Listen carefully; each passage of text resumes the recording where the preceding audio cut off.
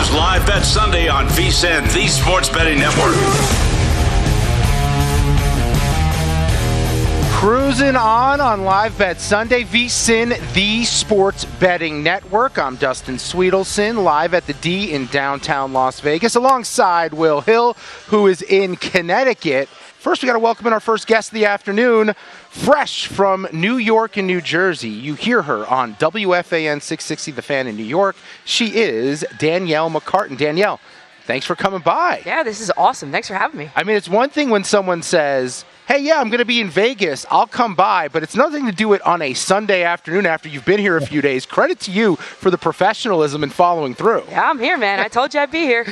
Oh, well, that's awesome. So far, watching him in the addition, the way he's injected some life into this organization, how do you feel about that move a few weeks in? Fantastic. It was fantastic when it happened.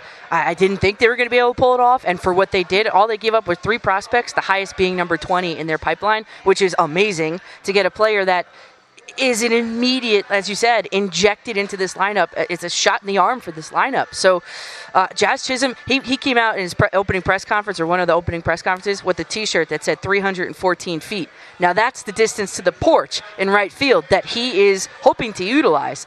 Jazz Chisholm Jr., not only that, the best thing about him, in my opinion, is the guy swipes bases. He steals bases for a team that you got Giancarlo Stanton, the Albatross. I mean, a lot of these guys can't move on the bases, and this is something that he brings to them. He, I think, was the missing piece for this lineup moving forward into the postseason. When you think about this season, you think about the pressure, you think about Robert Saleh and Joe Douglas's careers on the line, and Aaron Rodgers kind of doing whatever he wants. How much impact do you think that actually has on this team and their results this year?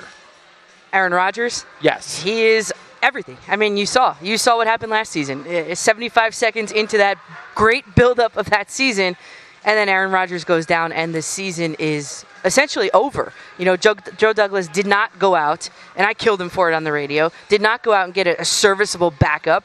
They played out the season with Zach Wilson, who is terrible, So the entire season and the careers of those guys, that's not hyperbole, depends on Aaron Rodgers and what he can do with this team. So that's why you're seeing, I was calling him Pharaoh Aaron. He goes to Egypt, and you know what? It's excused. It's allowed because everybody knows that the Jets' season rests on the right arm of Aaron Rodgers. I'm encouraged, and I'm high on the Jets this year. I'm encouraged by the fact that they still won 7 games. They don't have one guy that threw a pass for them last year that's really even a backup in the NFL this year.